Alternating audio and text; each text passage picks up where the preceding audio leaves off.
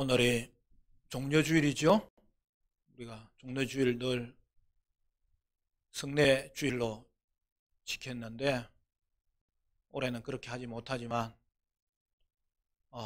종려나무 가지를 흔드는 가운데 나귀 새끼를 타고 이 땅에 승리의 왕으로 예루살렘에 입성하신 우리 이 종려주일과 또 이어지는 고난주간을 맞이하여 성도 여러분의 10년 가운데, 가정 가운데, 일터 가운데 하나님의 은혜와 평강이 충만하게 임하시기를 간절히 축원합니다. 여러분, 십자가는 구원의 상징이에요. 그리고 성도의 상징, 그리고 교회의 상징이에요. 예수님은 유월절 식사를 통하여서 십자가의 의미가 무엇인지를 우리에게 밝혀주셨어요.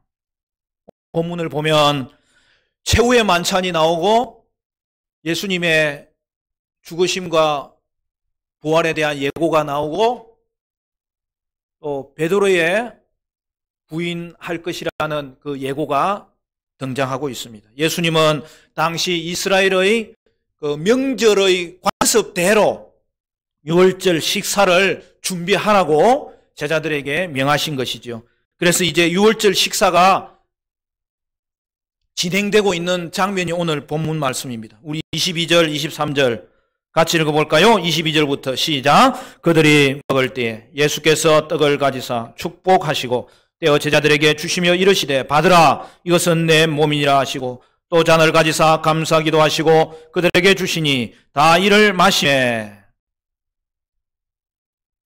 여러분, 이것은 예수님과 제자들의 마지막 식사죠. 그래서 우리는 이것을 최후의 만찬이라고 합니다. 그런데 예수님은 이 식사를 자신의 죽으심의 의미가 무엇인지 가르쳐주는 자리로 그렇게 만드셨어요. 그리하여 여러분, 이것은 예수님이 이 땅에 다시 오실 때까지 행하도록 교회에게 주신 예식이 됩니다. 그게 뭐죠? 그게 성찬식이에요. 그래서 어떻게 하는 겁니까? 예수님은 자신이 유월절의 어린 양이라고 밝히시는 거예요. 여러분, 당시 이스라엘은 이 유월절이 가장 큰 명절입니다. 지금도 마찬가지예요.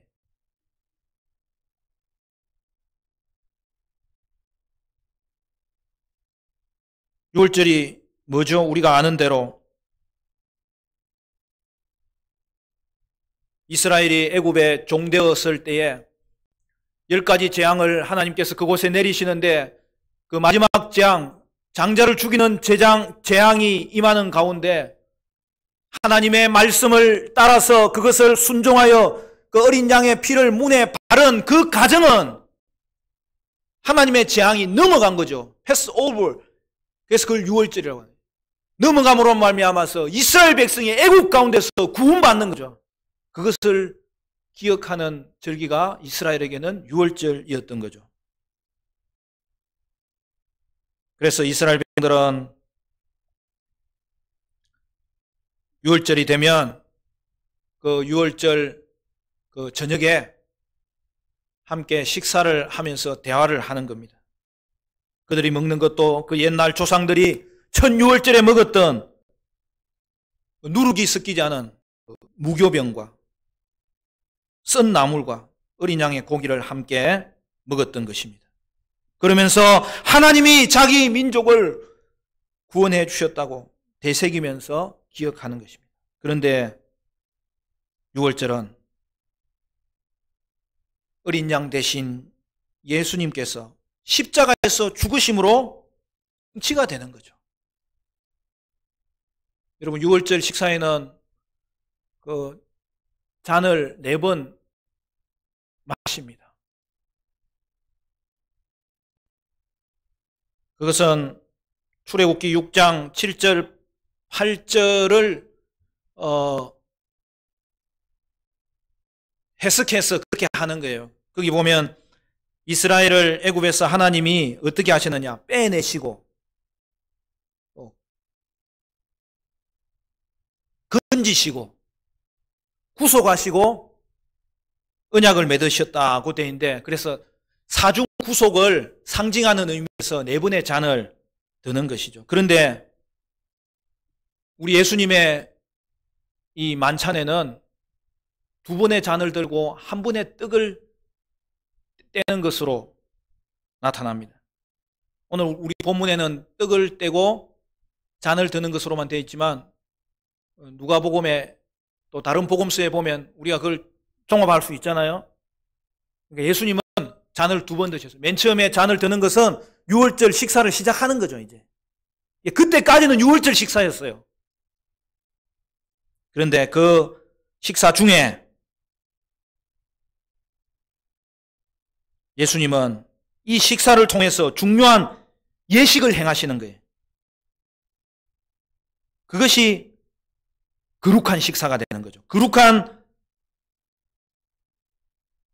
예식이 되는 거죠. 먼저 떡을 떼어 감사 기도를 드리십니다. 그리고 제자들에게 나누어 주시면서 말씀하시는 거죠. 이것은 내 몸이니라. 그 이후에 예수님은 잔을 들어서 감사 기도하시고 제자들에게 또 나누어 주신 이후에 말씀하십니다. 뭐라고 말씀하시죠? 이미 읽은 대로 이것은 나의 피 곧 언약의 피니라. 그러므로 이제부터는 유월절 식사가 중요한 것이 아닌 거예요. 예수님이 정하신 성찬식이 중요하고 성찬식에 주신 이 말씀이 중요한 것이죠. 예수님은 이 성찬식을 제정하시면서 성찬식은 십자가를 보여주게 만드는 거죠. 그러므로 여러분, 성찬은 새로운 언약을 체결하는 자리가 됩니다. 여러분, 애굽에서의 이스라엘의 구원은 이스라엘 역사 가운데 가장 중요한 사건 아닙니까? 그러나 그것보다 더 중요한 것은 온 인류의 구원입니다. 그러므로 유월절은 온 인류의 구원을 위한 그림자죠. 그리고 우리 예수님은 십자가에서 친히 참된 어린 양이 되심으로 그 구원을 성취하셨습니다. 참된 구원은 죄에서 구원받는 거죠. 그것은 성찬의 떡에서 포괄적으로 드러나고 성찬의 잔에서 핵심적으로 드러납니다. 그래서 이어지는 24절의 말씀이 바로 이것입니다. 24절 같이 읽을까요? 24절 시작. 이러시되 이것은 많은 사람을 위하여 흘리는 나의 피 곧 언약의 피니라. 여기서 언약의 피라고 한 것은 새 언약을 말하는 거예요. 누가복음에도 새 언약이라고 정확하게 표현하고 있어요. 바울이 고린도 교회가 성찬식을 베푸는 것은 우리가 주께 받은 것이라고 소개하면서 성찬식에 관한 설교를 할 때도 그것을 새 언약이라고 말하고 있어요. 그러므로 예수님의 십자가는 새 언약을 이루는 제사이고 성찬식은 새 언약을 체결한 바로 이 사실을 기억하는 예배인 것이죠. 여러분, 새 언약이 뭐예요? 여러분, 구약에서는 언약을 맺을 때에 두 당사자가 언약을 선언하고 그 다음에 꼭 베푸는 예식이 뭐냐면 희생 제물을 잡아서 증거로 삼는 거예요. 그건 뭐예요? 서로에게 이 언약은 목숨을 걸고 지킬 언약이라고 서로 확인하는 거예요. 그래서 파괴될 수 없다는 것을 서로 간에 다시 한 번 더 고백하는 거예요. 여러분, 시내산에서는 하나님이 이제는 이스라엘 백성과 언약을 맺으십니다. 그때에 시내산 가운데 불 가운데 임하신 하나님, 천지를 진동시키는 그 진동 가운데 임하신 그 하나님 앞에 이스라엘 백성은 언약 백성 되기를 선언하였고 그 뒤에 행해진 게 뭐예요? 거기서 어린 양의 제사를 드렸던 것입니다. 그런데 어떻게 되는 것입니까? 이스라엘 백성들이 하나님이 약속한 가나안 땅에 들어가서 언약의 조항들을 어기는 것입니다. 우상을 숭배하는 것입니다. 그로 말미암아 언약이 깨어졌습니다. 그리하여 이스라엘 백성들은 이방의 포로로 잡혀가고 성전은 파괴되고 제사장들은 끌려가게 되었습니다. 이제 하나님의 언약은 끝난 것입니까? 그러나 포로된 백성에게 선지자들의 선포가 들렸습니다. 하나님은 이제는 새 언약을 주심으로 그들을 회복시키실 것이라고 말씀하셨습니다. 이스라엘은 귀환하여서 성전을 재건하는 꿈같은 일이 벌어졌지만 그것은 온전한 회복이 아니었습니다. 그러나 하나님의 언약은 결국에는 회복되었습니다. 그것이 예수님의 십자가입니다. 새 언약의 이전에는 짐승으로 드려진 언약이었지만 새 언약은 예수님의 피로 세우신 언약이었습니다. 그래서 여러분 24절에 뭐라고 얘기합니까?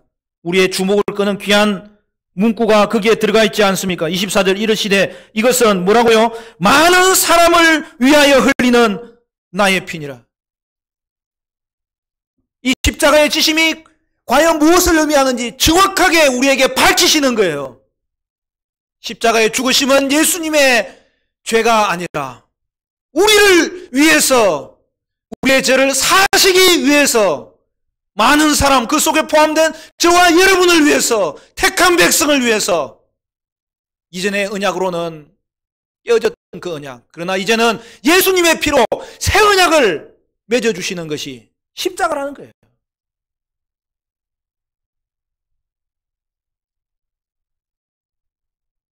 예수님은 자신의 죽음을 통하여 이제는 깨어지는 언약이 아니라 영원한 언약, 새 언약을 맺어주셨습니다.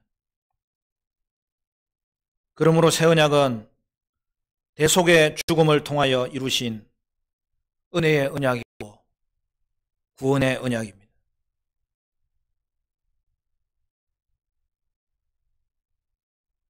성도 여러분은 예수님이 여러분을 위해서 죽으신 이 십자가를 통해 새 언약을 체결하였고 새 언약의 백성이 되었습니다.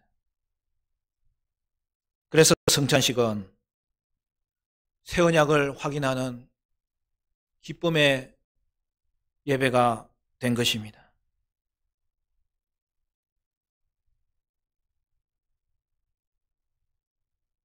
우리가 코로나19 사태로 인하여서 종려주일날 늘 하던 성례식을 거행하지 않습니다.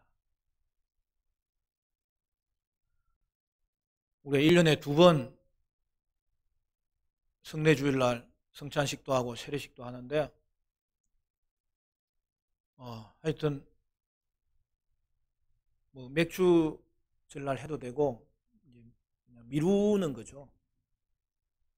그래도 마음에 1년에 2번 하는 건 한 번을 이렇게 생략하니까 이 마음이 참 서운한 거예요.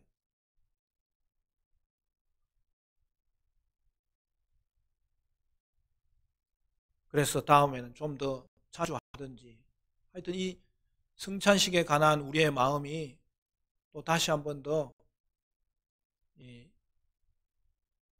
새로워지는 거예요.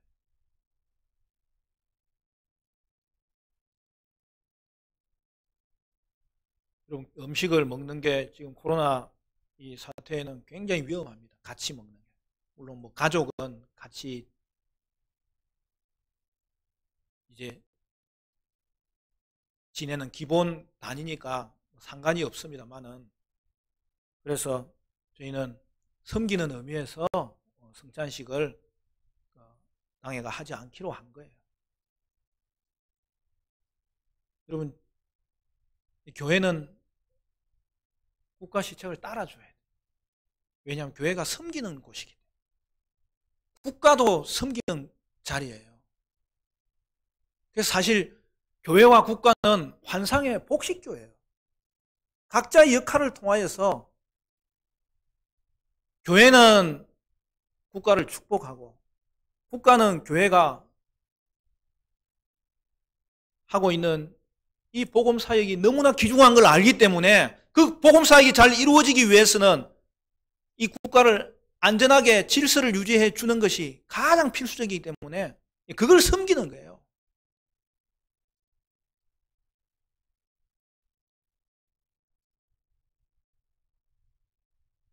그래서 국가는 하는 일이 뭐냐 하면은 선을 장려하고 악을 제어하는 일을 반드시 해야 돼요. 그럼 교회는 뭐 하는 곳이냐? 영혼을 회복시키고 이 땅에 진리를 선포하는 거죠.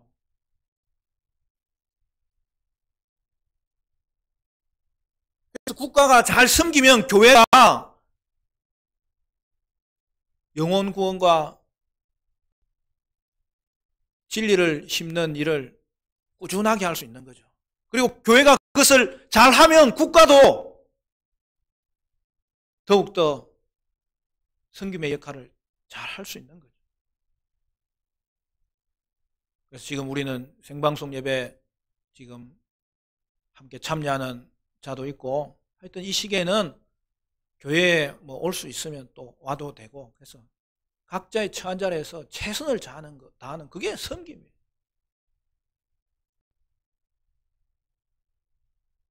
국회의원 선거도 다가오지만 여러분 정치는 섬기는 거예요. 그래서 여러분 정치인들한테 속으면 안 됩니다. 약한 자를 돌보지 않고 그들에게 관심이 가 있지 않는 사람은 반드시 곤란해서 떨어뜨려야 돼요. 교회도 마찬가지입니다. 교회도 국가를 도와줘야 돼요. 국가의 시책이 있으면 따라주는 거예요. 앞서서 따라주는 거예요, 교회는. 저희 교회는 처음부터 국가에서 요구하는 사항들 다 지키려고 애를 썼습니다. 제가 이 덕양구 기독교연합회 방역단장 아닙니까? 저 금요일 날 목요일 날 굉장히 바빠졌어요. 지금 제가 이 방역하는 게 이제 몸에 배어가지고 처음엔 한 15분 걸리는 게 요새는 5분만 하면 다 뿌려버려요.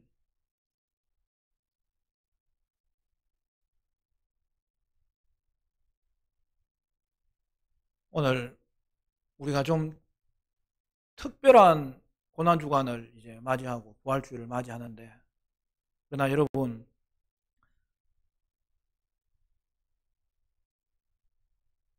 이 모든 일들 가운데 교회가 더 적극적으로 섬김의 직분을 다 할 수 있어서 여러분 이번 고난주간도 조용히 기도하는 가운데 일상에서 주님과 동행하시면 돼요.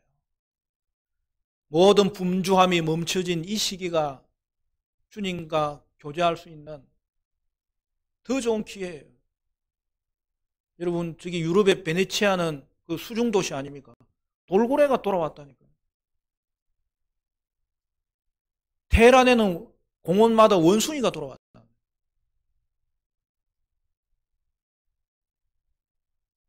분주함이 멈춰진 이 시기에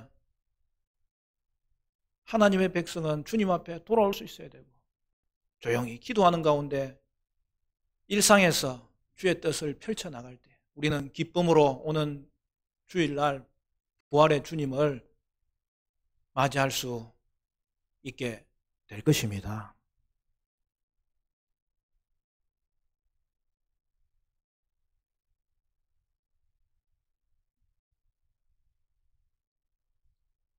물론 부활주일, 고난주간, 성례주일 우리가 특별한 방식으로 예배할 수 있는 좋은 기회입니다. 그건 소중한 거예요. 그렇지만 여러분 종교개혁자 칼빈은 원래는 부활절을 찬성하지 않았어요.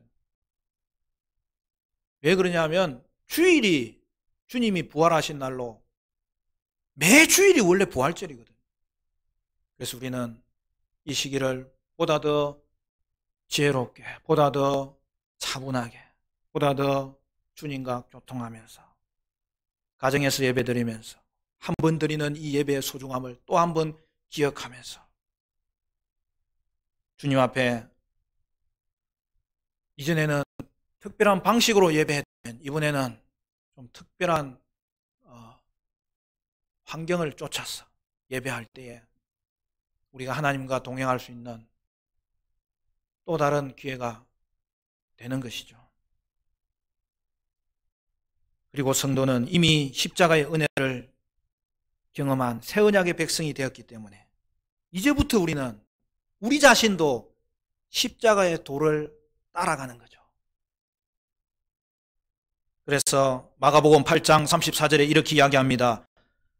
무리와 제자들을 불러 이르시되 누구든지 나를 따라오려거든 자기를 부인하고 자기 십자가를 지고 나를 따를 것이니라.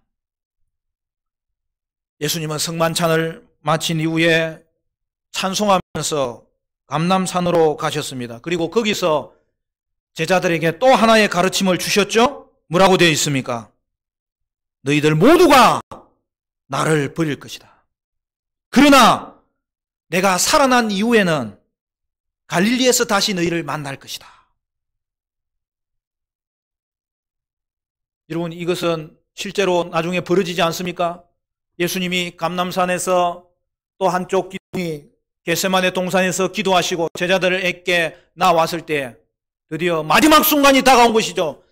가룟 유다가 길을 안내하여서 오는 그 대제사장의 군사들이 예수님을 체포하였을 때에 그 순간 모든 제자들은 도망갔어요. 여러분, 그것이 죄인들의 모습이에요. 예수와 함께 그할 때에 하나님의 나라가 임한 것을 보았고 확인하고 경험했어도 불구하고 결국 그들 가운데 고난이 임할 때에 그들에게는 자신들의 이익이 우선이었고 자신들의 안위가 우선이었던 거죠. 그러나 예수님이 부활하신 이후에 갈릴리로 먼저 가셔서 제자들을 맞이하겠다고 말씀하십니다. 그 말씀은 무슨 말씀이십니까? 제자들이 배신할 것임에도 불구하고 예수님은 다시 그들을 이끄시겠다는 것이죠. 여러분, 이것이 예수님이 제자들에게 행하신 일이고 예수님께서 저와 여러분에게 행하신 일입니다. 예수님은 죄인인 우리를 위하여 십자가에서 대속의 죽음을 죽으셨습니다. 예수님의 피는 많은 사람을 위하여 흘린 피예요. 그걸 헬라어로는 휘페르라고 해요. 전치사죠. 휘페르는 원래 넘어선다는 거예요. 그래서 그것이 발전되어서 위하여라는 단어가 뜻이 되었고 더 발전되어서 대신하여서 하는 단어가 뜻이 되었습니다. 저는 이 휘페르라는 단어를 헬라어 성경을 읽을 때마다 너무 귀한 거예요. 주님이 저와 여러분을 위하여, 주님이 저와 여러분을 대신하여 지신 희생의 자리가 십자가라는 사실을 우리는 고백할 때마다 그것으로 인하여 내가 언약의 백성, 그것도 새 언약의 백성이 되었다는 사실을 확인하는 것이죠. 그것은 결국에는 배신한 제자들에게도 동일하게 임하는 언약이기 때문에 결국 두려워하는 제자들을 예수님은 다시 이끄셔서 갈릴리에서 만나게 하셨던 것이죠. 흩어진 제자들을 갈릴리로 이끄신 것처럼 예수님은 새 언약의 공동체인 교회를 만드셨고 거기에 거하시면서 저와 여러분도 교회로 이끄신 것이죠.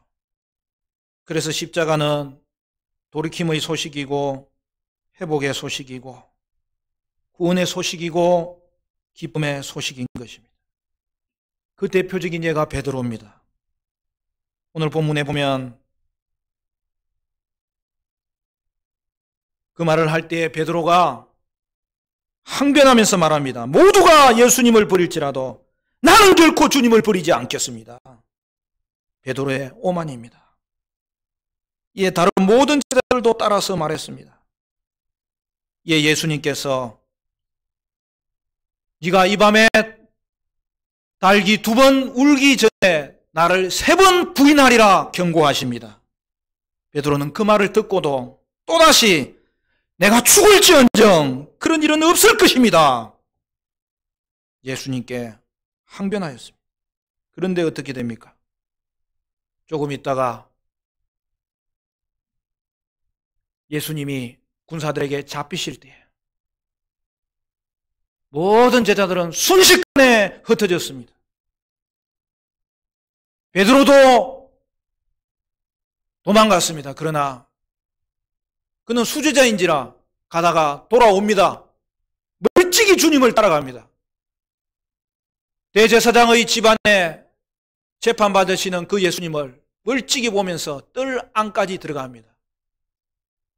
그때 옆에서 같이 불을 쬐고 있던 여자 하인이 내가 너를 예수님이 함께 있는 것을 그때 보았어. 그때 베드로는 나는 그를 알지 못한다고 대답했습니다. 한 발짝 물러서서 문 쪽으로 가 있을 때 또 다른 하인이 너는 예수님과 함께 있는 거 내가 보았어. 그때 그는 나는 결코 그를 알지 못한다고 대답하였고 또 더 물러나 있는 그 자리에서 군중 중에 한 사람이 너 예수님의 제자였잖아. 그럴 때 나는 결코 그를 알지 못한다고 그를 저주할 때에 멀리서 예수님과 베드로는 눈빛이 마주쳤고 바로 그 순간 새벽달기 2번 울었던 것입니다. 이에 베드로는 주님의 말씀이 생각났습니다. 그래서 닭도 울고 베드로도 울었습니다. 죄인인 우리의 의지로는 이 땅 가운데서 아무리 발부둥 쳐도 안식을 얻을 수가 없고 구원을 얻을 수가 없습니다. 그러나 성도는 오직 십자가로 말미암아 새 언약을 통하여 안식을 얻게 되었고 구원을 얻게 되었습니다. 그래서 오늘 우리 그리스도인들에게는 십자가가 자랑이고 십자가의 길을 우리도 동일하게 걷게 되는 것입니다. 고린도전서 1장 18절에 십자가의 도가 멸망하는 자들에게는 미련한 것이요 구원을 얻는 우리에게는 하나님의 능력이라. 우리는 예수를 따라가는 자고 십자가의 길, 십자가의 도를 쫓아가는 자가 되었습니다. 여러분, 십자가의 도는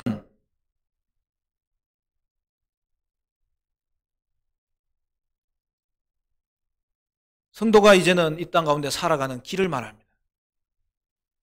여러분, 십자가는 그것을 바라볼 때마다 예수님의 그 후속 사건이 나타나 있잖아요. 그러나 십자가를 바라볼 때 또 한 가지 우리가 알게 되는 것은 그것이 오늘 저와 여러분의 삶을 위한 모델이라는 거죠. 십자가의 도는 성도가 사는 길입니다. 십자가의 도는 교회가 회복되는 길입니다. 십자가의 길을 가면 고난이 있어요. 그러나 그것으로 성도는 세상을 섬길 수가 있습니다. 살릴 수가 있습니다. 십자가의 길을 가는 교회만이 예수님의 길을 따라가면서 예수님의 대행자가 되어서 오늘 이 땅을 섬길 수가 있고 살아갈 수가 있습니다. 이 한 주간 고난주간을 지내면서 나를 언약 백성 삼으신 그 주님의 놀라운 은혜를 기억할 때마다 우리도 십자가의 도를 다시 되새기고 그 길을 걸어가야 되겠는데, 사랑하는 성도 여러분, 이 한 주간 그 예수님의 은혜를 기뻐하시고 감사하시고 찬송하시고, 자기는 부인하고 자기 십자가는 지고, 그리하여 십자가를 경험하고 십자가를 자랑하고 세상 가운데 섬김의 직분을 다하여서 또한 세상을 살림으로 부활의 주일날 기쁨으로 부활의 주님을 맞이하는 저와 여러분 되시기를 주님의 이름으로 축원합니다.